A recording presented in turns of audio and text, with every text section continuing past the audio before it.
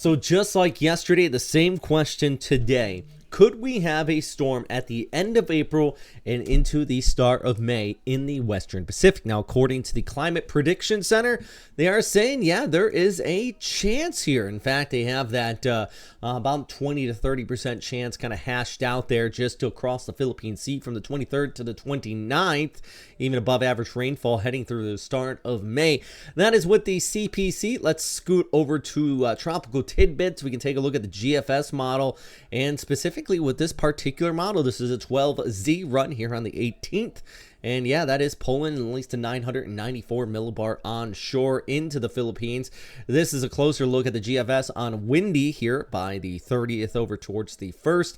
And if we take a look at our SpaghettiOs, the ensembles kind of also picking up on something there by the 30th. You can see right here all those kind of dark red circles in the Philippine Sea. That's the GFS. This is the ECMWF also kind of picking up on something there in the ensembles. The point is, we got a couple different models kind of indicating something out here in the Western Pacific. And just for interest, let's see what the climate, or the Canadian model, not climate, the CMC, see what they kind of got something kind of popping up there in the Philippine Sea, at least through that extended forecast. My point is, with all of that being said, is that it is that time of year where we can start to see things develop. I mean, we've seen super typhoons in March and April, so that's not unusual, to be honest with you. The Western Pacific tropical season never really ends, and in fact, the fact that it's been so kind of calm out here thus far, we haven't had any named storm systems, is the unusual side of things. Right now, things are mostly dry, but yeah, we're going to continue to monitor probably southeast of Guam if anything could develop in some sort of convection and start to kick off there. For now, though, it is the easterlies continue to remain in place. We still have kind of the rainy season set back up here across parts of Japan starting to develop, but I think the big thing is just this high pressure ridge, and you can really see that here on the waves. I mean, it's almost doldrums out there south of Okinawa, but general easterlies continue to dominate from Guam all the way out here towards the Philippines with some long period swells.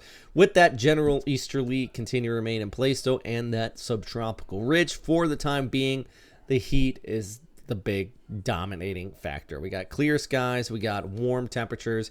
Take a look at our flyover here for Sunday. So we're going to head through the weekend. This is for your Easter Sunday, I should say.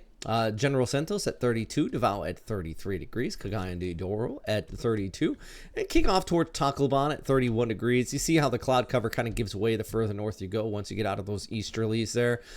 So once you get back towards Manila here on your Easter Sunday, if you're going to go out for some sunrise services or something like that, it is going to be heating up pretty quickly.